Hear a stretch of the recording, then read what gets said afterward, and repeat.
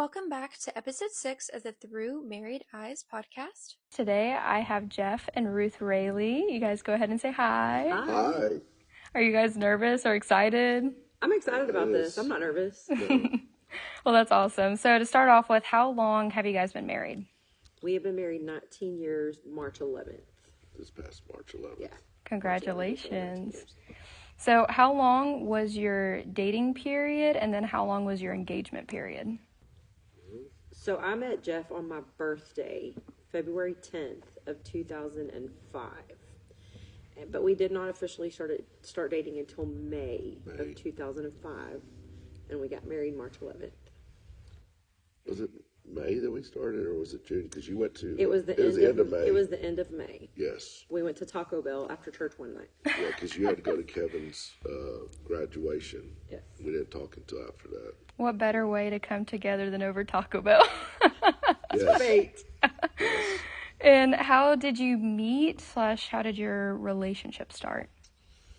Well, I was at Walmart in Porter, and I had Savannah on my shoulders, and we were going to Woodforest Bank. I was getting some money out, and she was talking to some people from church, and I noticed her, and once I got my money, and I said, well, if she's still there when I go back by, I'm going to just say hi to her. And if she's not talking to her friends. And so when I went around, about the time I came back, her friends were walking off, and we just started talking. I said, hey, and we just started talking. That's pretty much how I remember it. The details are a little bit different. So I was at the checkout stand, at checkout Well, line. I couldn't say what you were saying what you're thinking, because I didn't know what you were thinking. I was at the checkout line, and I was actually talking to neighbors. We had moved from our old neighborhood where we had lived for 17 years, and we had moved, and so my direct next door neighbor was at Walmart, and one other person, and so I was chit-chatting with them, and I noticed him at Woodforest Bank. So I've said this in Facebook posts before. It was the first time I officially met him. It was not the first time I had noticed him. But I had gone to Walmart by myself. I had money to blow after a birthday celebration. And so he was still standing at Woodforest Bank, and I noticed him. So I purposely pushed my buggy, even though my car was closer to the other door, I pushed my buggy past that towards that door, and we started talking. Trying to give him that opportunity. Yes, 100%. So how long would you say that it took each of you, it might be different for you guys, but how long did it take each of you to know that you wanted to marry the other? Oh, that probably took, once we started dating, I probably knew that within a couple of months. I would agree. I'm going to tell you this story, and if you keep it in here, that's fine. If not, it's fine. When I was 17 years old, in the old sanctuary of our church, I was singing for altar service, and he happened to be there that night with what was going to be his wife, which is Savannah's mother. And I had gone up to sing for altar service, and I'll never forget looking down, and I saw him, and I thought he was one of the best looking men I've ever seen in my life. And I heard the Lord speak to me, and at that time I just thought it was giddy girl teenage feelings. The Lord speak to me and tell me that was going to be the man I was going to marry. And I thought, that is the strangest thing ever, because he's about to get married. But I promise you, when God speaks, it comes to pass. And so I was 17, and 8 years later I married him. Wow. So it took a while. Yes. But... See, I didn't know that story at the beginning, though, either. I found that out later. So what about each other helped you know? I mean, I know that you said that you felt like the Lord had placed that on your heart, but what attributes about each other kind of let you know, oh, this person, like, this is the one that I want to spend the rest of my life with? Well, I will say, because I was separated from Savannah's mom for 4 years, and then I was divorced, and I'd been divorced for almost right at a year when I met her. But right before that, I had already told God, I said, I'm not going to just keep on looking, because what I'm doing is not helping anything. And so it was just like within about 6 months of that happening, I met her on that day. But God has his time and has orchestrated his time. I remember walking into my mom's house. I was living there at the time, and I had dated. I had a lot of friends, did a lot of things, went to visit a lot of churches. And I just remember getting to the place in my life, and I walked in, and my mom was laying on the couch, and I said, Mom, I want you to pray that God will send me my husband. And she was like, what? And she's like, are you serious? And I was like, yes. I said, I'm to this point where I feel like I'm ready to get married. I'm ready to settle down and start my life. I mean, I was living, but I was ready to start the fulfillment of my life. And she said, okay, I'll pray. And it wasn't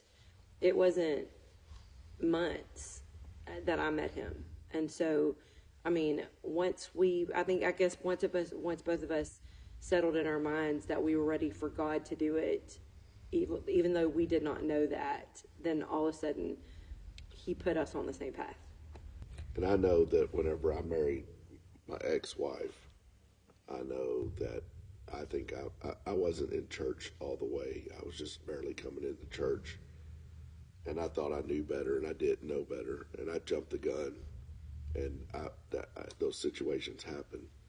So whenever I knew that I was going to get married, if I was to get married again, I knew I was going to marry somebody that was solid in church. That was a big deal for me. Yeah, absolutely. So what would you say is the best moment of your dating relationship, or if you can't think of one moment, what moments? For me, it was the first date that we went on. It was one of the funniest. Like, it was the ones that, you just realized it settled the nerves and all that. So Savannah went with us. And when we get to the restaurant, it was Olive Garden and Humble. And Savannah sat by me. She had told her dad that he needed to go to the mall and find a wife. She thought that he could just find one in those little middle kiosks at the mall. So she was really excited, So she sat by me, and the waitress kept asking me everything that she would want. What does she want to drink? What does she want to eat? And I kept looking at him or Savannah for the answer, and she would give me like the dirtiest looks, like, how do you not know these questions about your child? And so, I mean, we finally realized it, and we laughed about it, and that kind of broke the ice. The one thing that I don't really know that I can pinpoint specific moments, but we formed a bond very quickly. And I tell people over and over again, if I could give you any piece of advice, and that's to marry your best friend. And that's what Jeff very quickly became to me, my best friend. Yeah, absolutely. And also to clarify, the Savannah that they're talking about is actually Savannah Becton from episode 2 of the podcast. So this is her father and stepmother. Yes. So I was at Caney Creek then, and I met up with her After a service at yes, Porter's. and she brought in her whole entourage with her. Well, I needed support. I was like, well, okay. In case he was a nut. So that was fun. Your wing women. Exactly. Yes. And if you've ever met Kevin, he was acting like the big brother. And he's about 2 feet tall. Yes. So, on the contrast, what would be the worst moment of your dating relationship if you had one at all? So, I got really sick. I had gone through a period of time before I met him where I worked really crazy hours at the airport. And it played a toll on my body, and I ended up with mono. And I know they call it the kissing disease or whatever, but that had nothing to do with it. And so It had everything to do with us staying up at all hours. yes, we would talk on the phone till 3 o'clock in the 4 or morning, and 5 then o'clock. still get up and go to work at 6. And I would pretend I had had this long night's rest with my parents. So I ended up really, really sick with mono, and I had taken a ton of steroids to get better. And I know it messes with your mindset.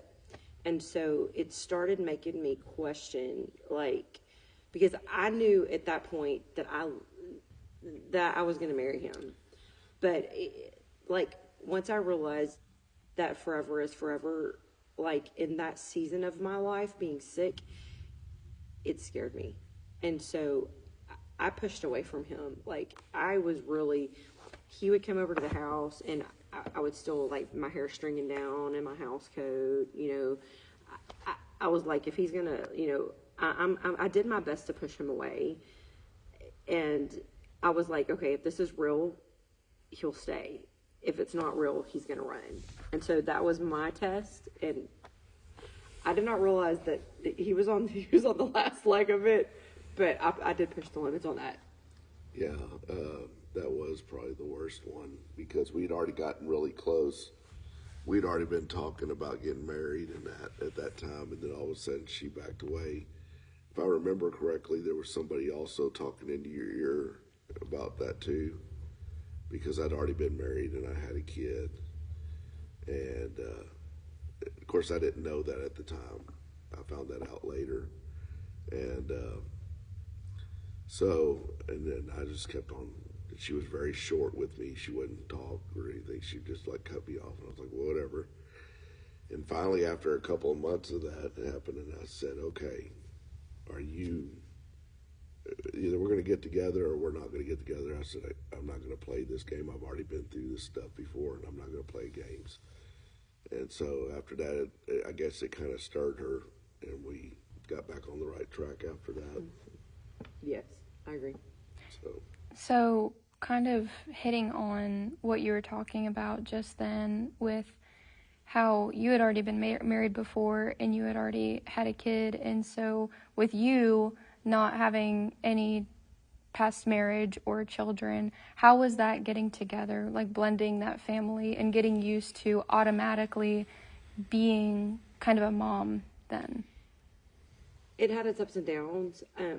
I always had a very strong like mothering nature. As a child, I would run around and hold all the babies in the church, and I loved children, so I knew I wanted to be a mom. I didn't realize that I would be an instant mom, and there were some things in Savannah's life where she needed a mothering nature at the phase of her life, and it wasn't exactly there for her. And so I had to pray. I prayed a lot, and I made a lot of terrible choices. I mean, when you're not, there's something about a mother growing with her baby, and when you're forced and thrust into that relationship, and you're forced to start mothering a child that's well into being raised up, and then also there being some emotional situations there, it's not an easy thing, but I did the best I could. I prayed and I prayed and I prayed, and I asked the Lord to give me a natural affection for her, because I did not want there to ever be a divide between how I loved her and how I loved my children. And I do really feel like in the phase where I was raising all of my children, that God answered that prayer for me. Yeah, that was, there is troubling times. I mean, because of the fact you're trying to bring out, we're just getting married. We're trying to build our relationship together. And me and her never really, we had 1 week, if even that, for being married by ourselves. And then Savannah was always there. She was constantly there. Her mom was always not wanting to do her part. And I'm not saying that, I mean, that's in the past, but I always wanted Savannah there. I always wanted her to know that there was somebody there that wanted her there. But I think with her being able to be a mother figure and she actually having a mother, it was just very difficult because she really, really wanted her mom to be what she needed her to be. And so it was, I think from her side, I think it was more difficult because of the fact that she does have, it's not like you don't have a mother and you want to blend in with somebody else. I can remember times that her mom would call and say, hey, because she would be staying with me for an extended time, and say, hey, let's go shopping. Let me come pick you up, and we'll go home and pick you up and go shopping. And then just to find out the next time when I got her that they never went shopping, she just come and get her. So that's not, like I said, I hope this is not something that, that'll be, I don't want that to be regrettable. Like I said, it's in the past, things, but it's hard when we're trying to blend our marriage together. It is more difficult. And we both worked full-time jobs. Yes. So the weekends were our time, and there was not very many weekends that we did not have Savannah. So building our relationship as a married couple, it was a task. But ups and downs through it all, I do think that we did find our ground. And I mean, we've been married 19 years now, so. And no parent knows what they're doing at the beginning. And even when they're finished raising kids, they don't know what they're doing. Mm-hmm. We went through 3 ourselves. We still don't know. We still don't know. Each kid's different, and you don't know what you're doing. You just don't know what you're going to do. Trial and error. Yeah. Trial and error. They survived, and you're doing it right. Yeah. Well, what would you say that are major distinctions between your spouse and past partners that let you know that they were different from the rest? All of mine were crazy. So was mine. Like, a lot of the times, it seemed like the people that were attracted to me, I said in my previous question that I had a strong mothering nature, and I think that people were attracted to that, because a lot of times, like, one of my first relationships, looking back now, the guy, his mother had ran off on him as a child, and so he wanted somebody that could nurture him, and several other in that same aspect. And looking back, one of them had bipolar disorder, and another one had anger issues, and another one, so it was like, when Jeff came into my life and he seemed like a normal, well-balanced man that was raising a child successfully, I was like, yeah, I'll take him. Yeah, I mean, like I said, since I've been in church, I only got married to her, Savannah's mom, and so, I mean, I don't really consider any past relationships besides inside church. So, I mean, it only took me one time to realize picking somebody that didn't work. I knew what I needed to do opposite to get the right one.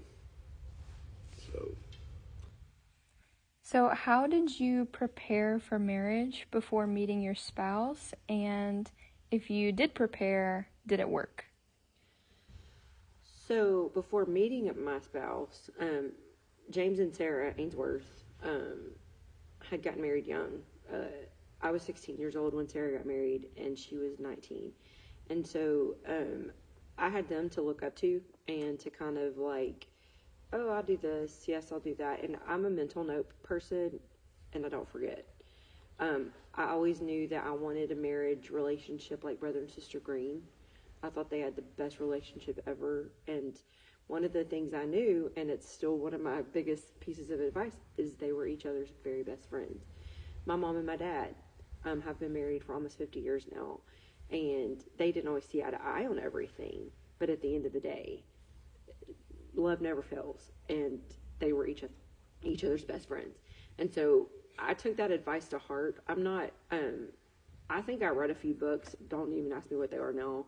But, and we had gone to a few conferences, I'd gone to a few singles conferences or whatever that told you, what you should look for in a spouse and all of that kind of thing. But at the end of the day, praying and seeking God's face. I can remember people were like, make lists, and I did. But at the end of the day, I remember kneeling down and telling God, I was like, God, you know what I need better than I know what I need. And I need you to just meet those needs. So preparing for stuff, I wouldn't say that I really prepared for anything. I just, like I said previously, I knew what I did wrong before. I did not want to do that again. I did pray to God. I said, this is all I want, and it's funny because I said, okay, God, I know I'm not going to, the first person I date when I get out of this divorce and everything, I know if I date somebody, I said, I know it won't be the first person I date. And it was absolutely the first person I dated. So I said, this is just crazy. I said, there's just no way. And but that's the way exactly it happened. So. And how has your daily walk with God affected your relationship from the very beginning until now? Oh, I can tell, like, when I become less in tuned, or when I let life take over and I, don't, have devotion. A lot of times I get my devotion time in the mornings on my way to work. It definitely affects my attitude. And when my attitude goes sour, then everything else goes sour. Not just my relationship with him, but my relationship with everybody, my children and everything. And a lot of times Brother McCoy will say God, family, and I think it's God and spouse. That's exactly right. And when we put God first, then everything else does trickle down, and that's just a fact. Yes, not putting God first. Sometimes being here, having Brother McCoy here is really.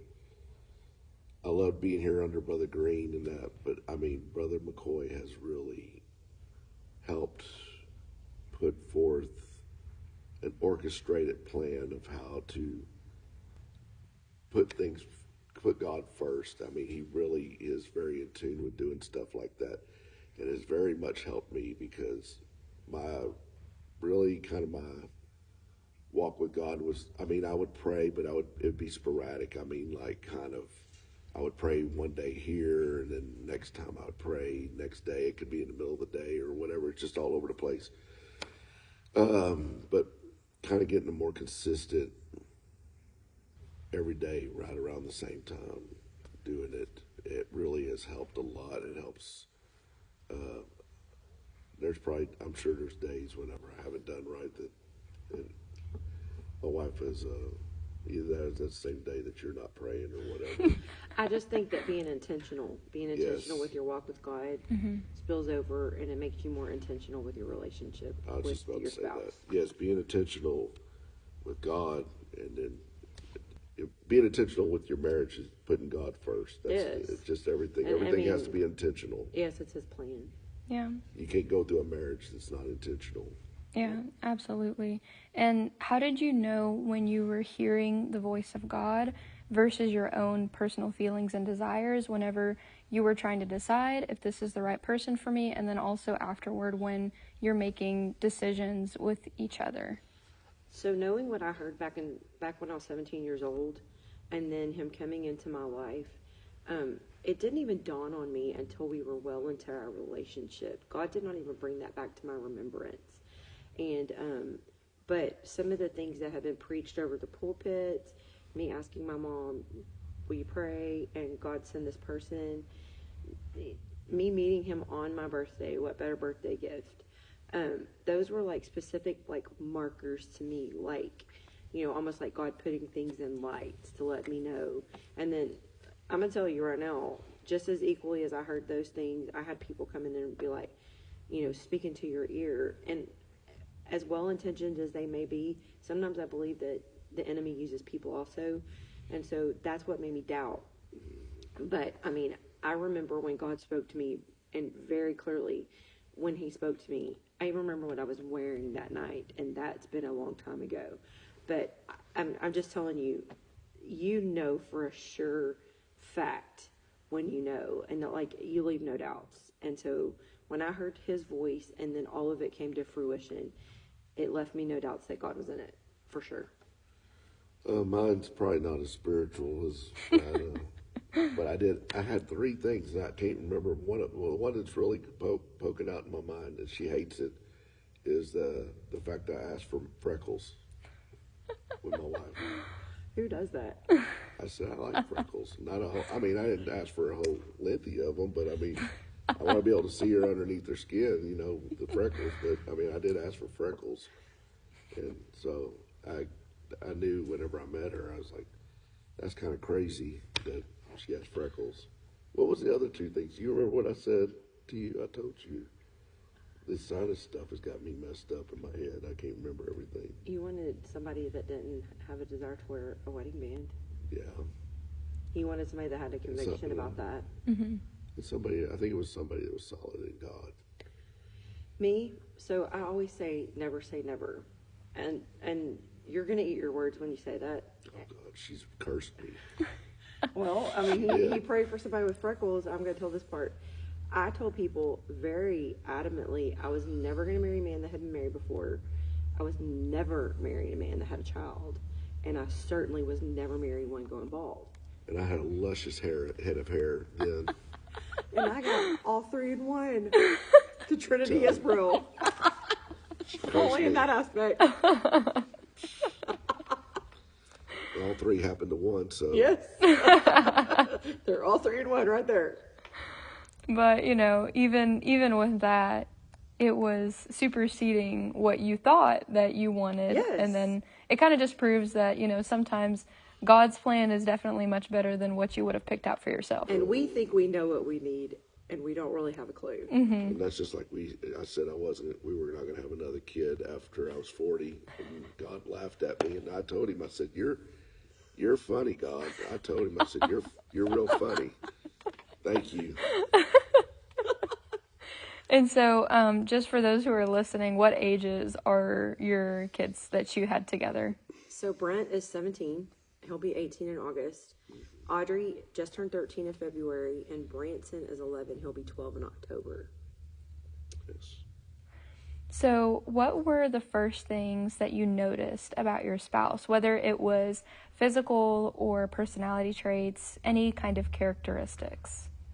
His smile. I like a beautiful smile. I don't feel like I have one, but that is one thing that naturally I'm attracted to. And I just thought that he was handsome. He's like, I mean, he was. It was all physical. It wasn't, but I also saw back when I met him at Walmart, he was a very good dad. And you could tell that he loved Savannah with everything in him. And I knew that anybody that would love their child that way would love someone else that way as well. And so, I mean, that to me, that was attractive. Freckles. Freckles were the thing. Back to the freckles. Yeah, the freckles were the thing. Oh, I don't know God. what it was, Such but a it was just the weirdo. freckles. And if you had to describe your spouse in just a few words, like 3 words max, what would those words be? Great father, Jerk. great friend, and he's solid. He's consistent. Like he's who he says he is, and he doesn't put on airs for anyone. Yeah. I don't put no airs on for anybody. It's pretty awesome. For her, I mean, it's her love for God, her consistency. She loves her family with everything inside of her. Just anytime I say anything to the kids, it shows because she beats me in the corner Don't. because I said something to the kids that she didn't like, and so I get in trouble. We are both fierce. Like, we're loyal, and we love with everything in us. And sometimes that may be like the head of our disagreements because we are both very strong personalities. Well, you're a woman and I'm a man. We love things different ways. That's all the way it is. Yeah. So Yeah. that's how it is. Very true. And what Bible passage or Bible verse reminds you of your marriage? Oh, that was our wedding. 1 Corinthians chapter 13, the whole loaf. Because Sister Marion read. She was adamant about, like, we didn't have a choice in that. Sister Marion taught us premarital counseling. We had to go through her premarital counseling. Awesome, Brother Green had just started that when we first got married, where we were getting married. And she was adamant. She said, apostolic weddings never have scripture readings. And so I was like, well, you can do it. And she read the love chapter for Corinthians. But for me, I do agree with that one too. But Proverbs 3:5-6, to trust in the Lord with all your heart and lean not into your own understanding, but in all your ways acknowledge him and he'll direct your path. And that's just 100% true. Yeah. So I already said my part. You don't have to give me the mic again. So how was the dating dynamic? Did you guys go to the same church? Were you at different churches but close together? Yes. So we were like 5 miles apart. He went to Caney Creek and I was raised at Porter. And so when we met at Walmart, we had a mutual person I worked with that went to his church, and that's how that connection is a long story, but it all came together. Yes. But a lot of times his church would still be going, and I would run to his church afterwards and meet him there, or vice versa. He would meet me at my church. Mm-hmm. Or, I mean, a lot of times, like, they were more prone to not having a Sunday night service than we were. And so sometimes he would come over to my church because he wasn't super as involved as I was musically or whatever. Yeah, like she said, I went to Caney Creek. I'd been there for, I think, about 8 years when I met her. But that she moved over there with me. We went over there for another 10 years. And we're back over here. It was just God's timing. When we came back over here, we were here felt like we were here for us, but we were here to help Brother Green as well. And I think I know Ruth was a huge help to Brother Green during that time. Yeah, absolutely. So how would you say that your upbringings shaped your views of dating and marriage? So my parents were both raised in broken homes. My dad's dad had passed away when he was 4. My dad was 4 or 5. And my mom's parents had divorced when my mom was married, but they had been in and out of the church, alcoholism, fussing and fighting. And so my parents were very determined to raise me and my sister in a very consistent and solid home. And so I knew I lived close enough to the lifestyle that they lived. I was able to view it through a window, I guess, because some of the family members still lived those lifestyles, and I just knew 100% I did not want that life, nor did I want it for my children. So I was determined that church was the only way. And, we determined in our hearts that we would revolve our lives around the church and not the opposite way around. Church is our life. Yes. That's one thing we've been determined to do is make certain our kids live for God, because I grew up in a house. We never went to church, but we were supposed to be Catholic. So I said, okay.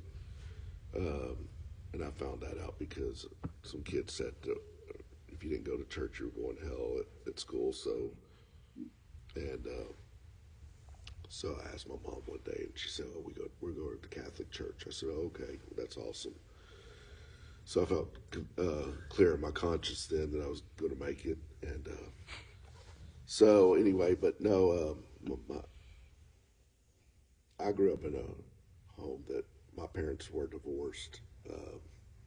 They were divorced when they got a divorce when I was quite a bit older. I was already pretty much almost in high school then, and I seen all the things that happened there, a lot of the things that happened there, and I knew that I did not want to have Your dad drank every day. Yeah, my dad was alcoholic, and he was from a long line of alcoholics. But I was on that path as well there for a while before God got a hold of me. So I knew that when I got in church, God had done several things for me when I got in church, and sometimes seeing some bad experiences teach you how to. Sometimes it's not always God that teaches you, but maybe God teaches you in a way that you see the bad, that you find out when you know what you need to do that's good, that's right. And so we've tried to do that. I feel like we've tried to do that. It's always been my desire to learn from other people's mistakes and not repeat those same mistakes. And I try to tell my children that.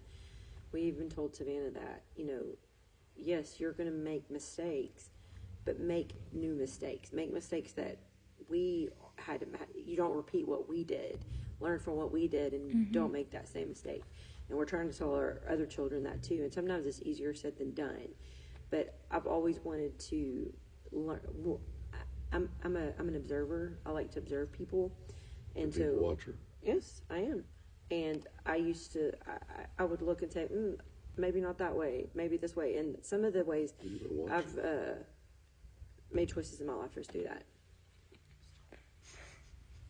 So, who were your mentors during the dating period, if you had them, and how did they shape your outcome?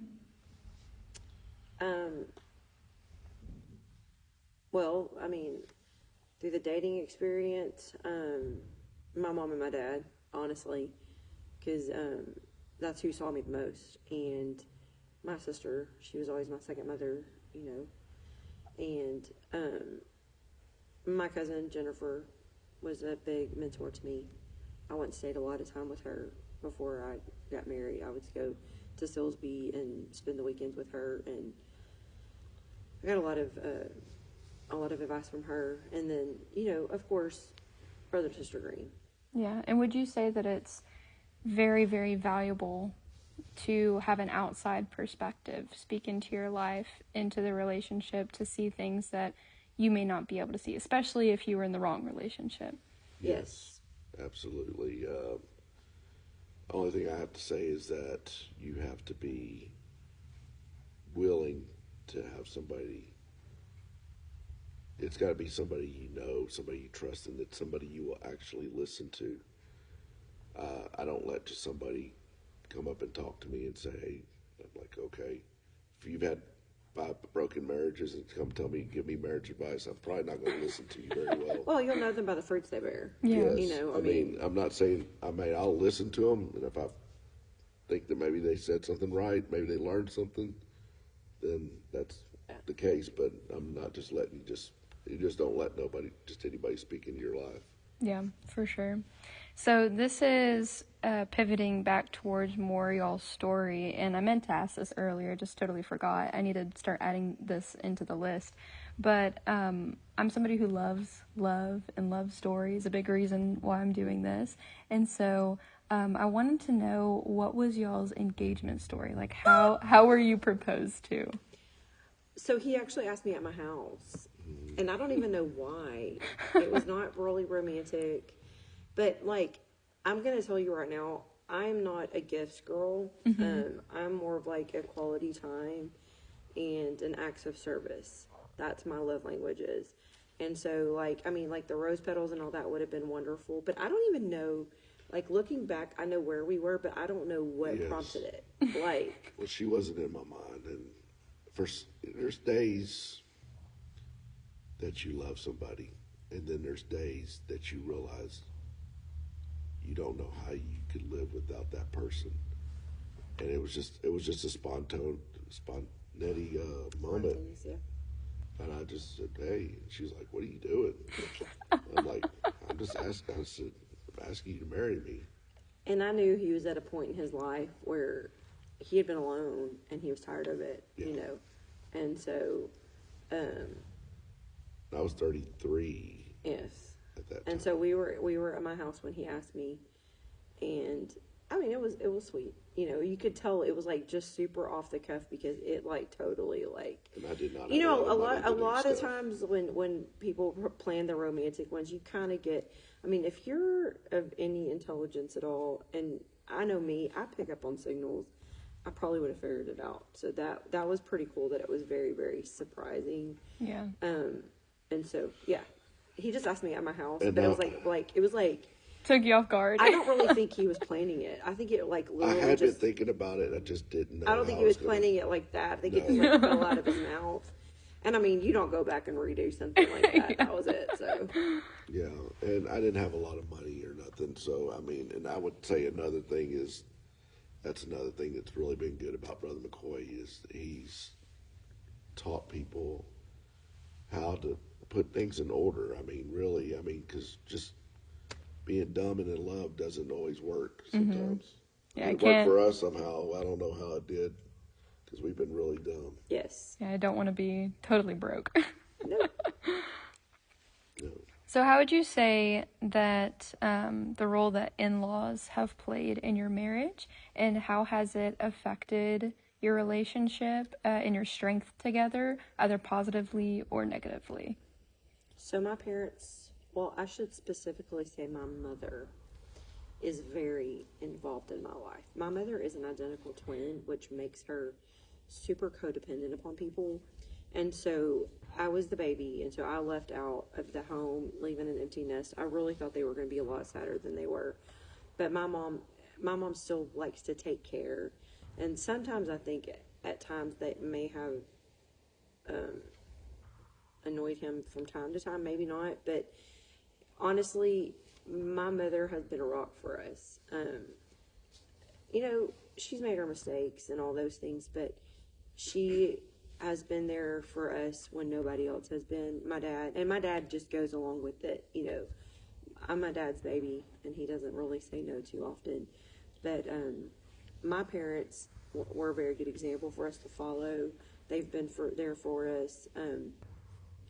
His parents, his stepdad and his mom, they live further away, and they don't believe like we do. So seeing eye to eye is not something that really happens often.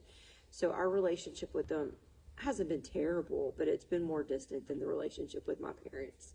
I would say. And they're also closer too, but yes. Yeah, because you just naturally gravitate to people of like beliefs. You just do. It's not something that you choose to do, but like I said, they're 10 minutes away. My mom was at one time like 30 minutes away. Now she's like an hour. So, but we have actually a closer relationship with them now than we have ever had. Mm-hmm. So it was harder for her to bond with my kids, and I think because of the faith difference, and whereas my mom just is a nurturer, so she nurtured my kids from the very beginning. And so, she's always been the kind that if I don't pick up the phone and call her every day, she's going to call us. So we've maintained a relationship, and I'm really, really thankful. I think it's helped us. Yes, and I think them seeing us, it also is a type of conviction towards them, and they don't know how to respond to His that. parents, yes. But my in-laws are amazing. They have been. They really have. I couldn't ask for better in-laws. And I bet that makes for a peaceful marriage as well, that there isn't a bunch of family drama going on. Yes, big time. So how has your financial situation over time affected your relationship? Money will cause more fights than anything. And That's where my hair went. well, it does affect it. And I think that anybody that gets married and plans to get married needs to see eye to eye on budgeting and finances, and needs to have a very strong savings account and good credit. There are things that I wish to God that I could go back and redo, and some choices that we could remake, but we've learned, and now we're doing our best to grow and learn from those mistakes. But I tell everyone that I can, it's always best to see eye to eye and to agree and to work together. More times than not, it's a two-income lifestyle nowadays, and so you have to see that aspect of it, and you need to agree and have goals and reach for the same goals, not be going in two different directions. To me, when you say I love this person and I'm going to get married, then you have the same goals in mind, and you become one, and your ideas, they mesh, and that's what you work towards, your ideas together. I will say there is no perfect scenario. You can plan things, and I guarantee you God's going to mess up those plans somewhat. It's not going to be a perfect, but to have a plan is amazing. I think if I have to say one thing, when we did the marital counseling, I wish, and I think if Brother McCoy would have been there, there would have also been more of a financial part of that counseling as well, because you can fall in love with each other, but there's also the reality of it is that you still just have to live. Yeah. Yes, there's finances there that have to go through on that, and you both want to be on eye to eye level what you're getting into.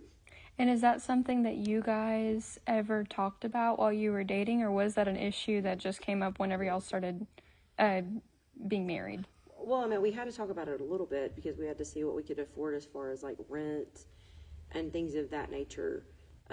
We had planned things. We planned, but job situations, they changed a little bit, and then for us, child support, and that was something I was not used to, So, it put a strain on things. But we've learned, we've grown, and I think that you need to be on the same page as far as finances, because it'll cause more fights than anything. Yes. And the center of a marriage is communication. I say all the time, the three middle letters of the word communication is you and I, and it takes you and I in order to have communication. Without one or the other and both of you working together, it's nothing, it's mess. Yeah, Yes. absolutely. If you have two mindsets on how finances go, it's going to be a hard, rocky. It's gonna be a continual fight. Yeah, so if, let's say that there's a couple who they know they want to get married, but they don't quite yet see eye to eye when it comes to finances, what would your advice be to them to get on the same page? Number one, prayer. Number two, I think that I would, maybe see somebody that's maybe has a career in like finance and even like premarital counseling, like look into that to see if there aren't ways, two people's individual ideas, and then a third person comes into it and they start saying, hey, well, what about this and what about this, and then your opinions kind of like shift, and they're like, oh, well, I didn't think of it that way. But when you're telling your significant other, no, I like it like this, and then they're like, no, I like it like that, it's just a fight. But when you can have somebody in the middle saying, what about this and what about that, it kind of brings up a different way to go, oh, well, it kind of like changes perspective, I guess. I think if you're under a pastor, I think you really need to go to a pastor and talk to them, because one, and I know nobody likes to hear this, but a woman really needs to submit to that if her husband's saying that. I mean, but at the same time, if there's a serious issue there that the husband's just being, or the man you're going to marry is just being a hard-headed knucklehead, that's where you really need to have the pastor involved in that, so he can give you guidance. If he can't guide you, you need to rethink this marriage really quickly, because all you're going to be is in a constant turmoil. I will say 100% I submit to my husband, but he's not my Lord and Master. I'm his helpmeet. I walk beside him, and he helps guide me. But if I can't contribute 100%, if I'm contributing financially, then I should have a voice financially. Yes. If I don't contribute any money financially, I think he should listen, but I don't know that I necessarily have 100% say in how his money goes. Yes, my ideas should have some weight, but I contribute, and so we try to work together. It's when we all pull together, how happy we'll be. That's that song, and that honestly is how it works. And yes, and I've always believed that we are equal. Yes. I don't, and I say that being submissive in that, but I mean, I always take her advice. I always talk to her about something before we do it. She doesn't do that so much with me, but I do that every time with her, and but we do for the most part. You need to have eye rolls in this thing. Insert eye roll here. Yes. Yeah, I remember somebody to me recently put it like this, how you are a team together, so you're on the same team, but you both have two very different skill sets that makes the team better in different ways. Yes. So they have to work together. It really is like a sports game. Are you going to be on the same team, or are you going to be fighting against each other? Because you're not. If you're fighting against each other, you're never going to win the game. Yeah, and that reminds me of the scripture that says, a house divided against itself cannot stand. Right. So how would you organize the hierarchy of priorities in your life? So if you had your top 5 most important things in your life, what would be 1, 2, 3, 4, and 5? God, spouse, children, church, friends, and then work. Well, other family also, I would say, besides Yes, or friends. family. Work, yes, provides, but at the end of the day, if you feel called to ministry, then church does become your work. So there's lots of things that we can do, but I believe if you put the first things first that God lines out in his word, I think everything else is fine, and God provides for you. Yes. When you go to work, that he makes a way. God first, because you can't work without him giving you strength to do it. That's right. Yeah, If absolutely. you go crippled one day, you're not going to be working, so don't worry about it. And how would you say that when disagreements and arguments come up, How do you handle it? And it also flows into the next question, which is, how has forgiveness played a role in your marriage? For me, it gets on his nerves. She don't forgive me very well. Yes, I do. Even though she says she does. It's takes her a couple it's days. very hard for me. Like, once I start talking about it, to shut up. Like, I'm going to, like, keep on and keep on and keep on and keep on and pick. Until she gets me mad. Yes. Or I'm going to be totally silent. It's one or the other. It's not the middle. But he's going to probably disagree on this. I'm usually the one that says I'm sorry first. She probably is true on that.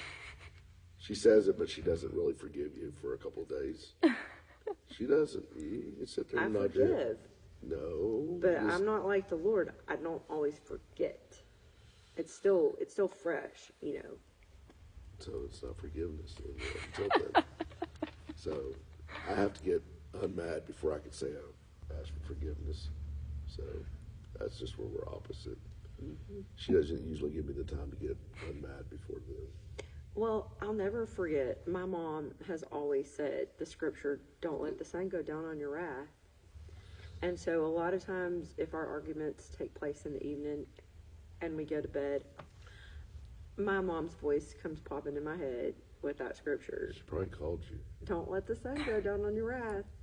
And so I always think about that. I don't want to live with a regret over something that's super petty. Like, in the end, in the big scheme of things, what we argue about really are small things.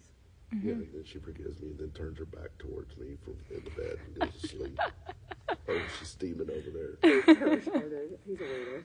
But over the years, now that it's been almost 2 decades of being together, have you been able to find a good, I guess, communication flow when those happen? Like, you know each other well enough at this point to where you know how to communicate to the other person in order to have that resolved peacefully.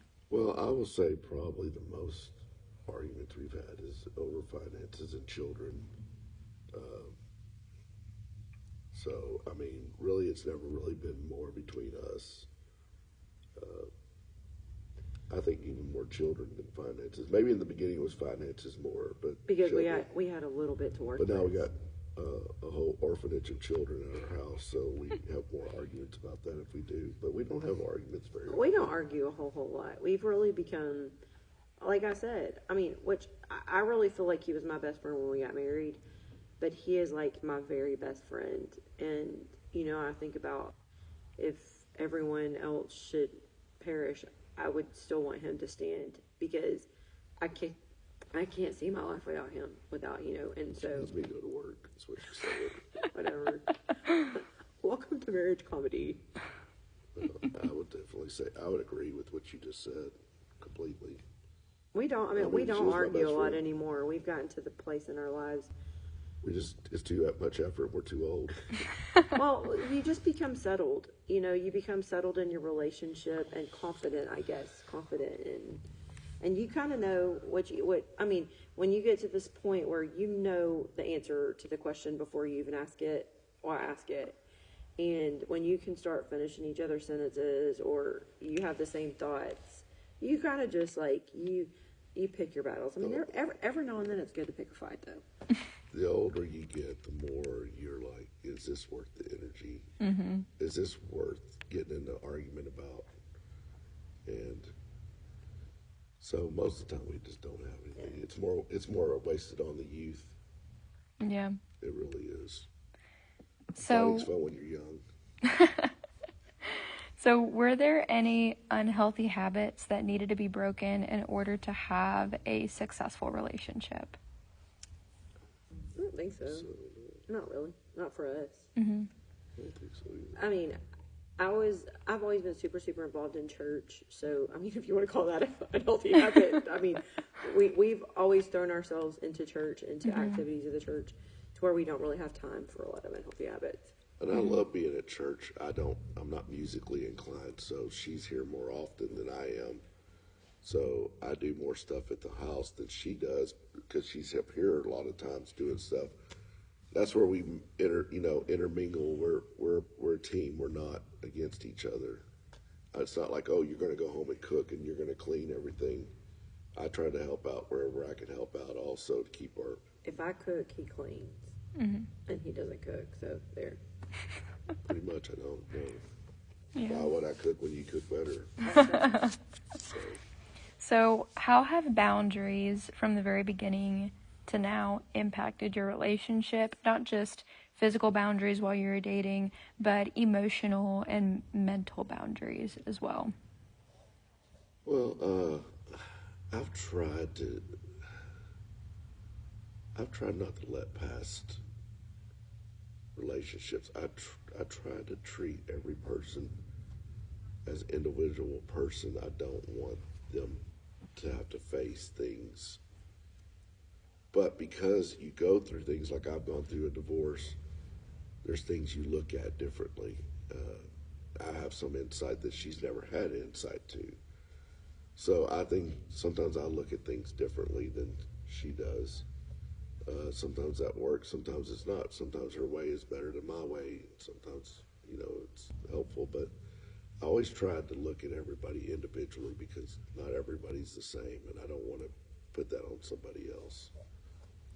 I had to set some boundaries going into our marriage because as a stepmom, I had to make sure that I had some boundaries as far as that was concerned. And it was hard because I could not necessarily have those same boundaries with my own children. So that for me was something I had to process, like not between anybody else. Like that was a battle for myself. But I honestly believe that me and him have not struggled the way some others have struggled. I think that him having already been through a terrible relationship that didn't work out, I think it really set the course for how he wanted his relationship this time to go around.